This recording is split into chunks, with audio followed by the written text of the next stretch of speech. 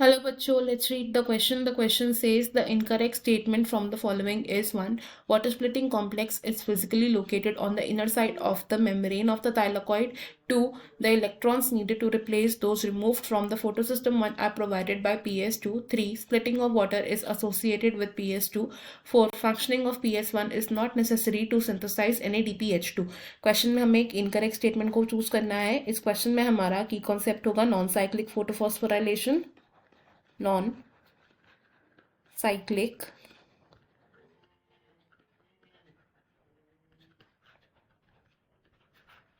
Photophosphorylation. Non cyclic photophosphorylation को commonly हम बोलते हैं द जेड स्कीम.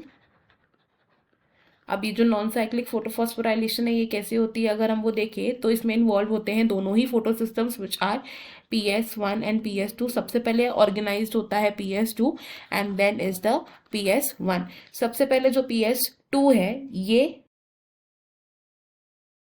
इसका पीक होता है एट 700 नैनोमीटर, इसलिए हम इसे P700 भी बोलते हैं. इसके लाइट हार्वेस्टिंग कॉम्प्लेक्स में प्रेजेंट होता है chlorophyll A which is the primary pigment and इसके आसपास प्रेजेंट होते हैं एक्सेसरी पिगमेंट मॉलिक्यूल्स. जब इस लाइट हार्वेस्टिंग कॉम्प्लेक्स पर लाइट ऑफ वेवलेंथ 700 नैनोमीटर आएगी तो यहाँ से एक पेयर ऑफ इलेक्ट्रॉन्स एक्साइट हो जाएगा and it will reach the primary electron acceptor of PS2. Primary electron acceptor तक ही आएगा. इस प्राइमरी इलेक्ट्रॉन एक्सेप्टर से ये इलेक्ट्रॉन्स फर्दर पास होंगे down the redox potential to the electron transport system. And जैसे जैसे ये इलेक्ट्रॉन्स पास करेंगे to the electron transport system तो यहाँ पर क्या होगा, ADP प्लस इनऑर्गेनिक फॉस्फेट से एक मॉलिक्यूल ऑफ ATP की सिंथेसिस होगी यानी कि phosphorylation will take place. And then अगर बात करें PS1 की तो इसके लाइट हार्वेस्टिंग कॉम्प्लेक्स में प्रेजेंट होता है अगेन क्लोरोफिल ए मॉलिक्यूल जिसके आसपास प्रेजेंट होते हैं different pigment molecules.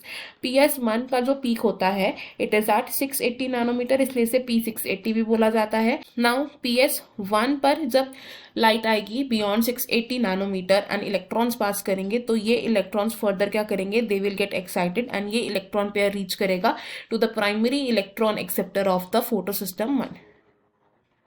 Primary electron acceptor of photosystem 1 तक ये इलेक्ट्रॉन्स जाएंगे एंड फर्दर ये इलेक्ट्रॉन्स पास ऑन हो जाएंगे in the reduction of NADP positive into NADPH2.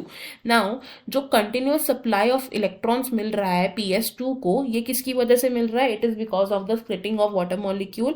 And water की स्प्लिटिंग कैसे होती है, दो मॉलिक्यूल ऑफ H2O स्प्लिट होते हैं into 4 protons, 4 electrons and 1 oxygen. अब ये जो वाटर स्प्लिटिंग कॉम्प्लेक्स है ये कहाँ पर अरेंज्ड होता है,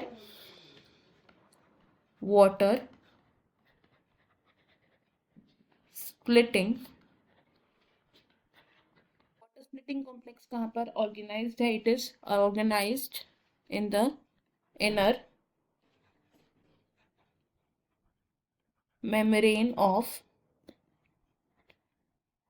thylakoids of the chloroplast.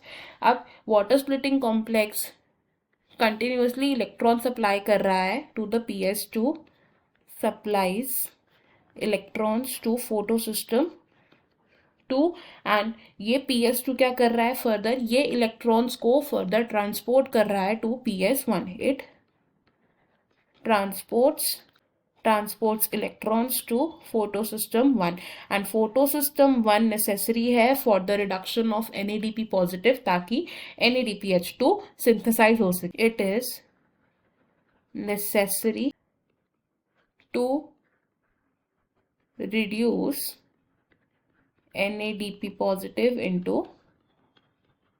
NADPH2.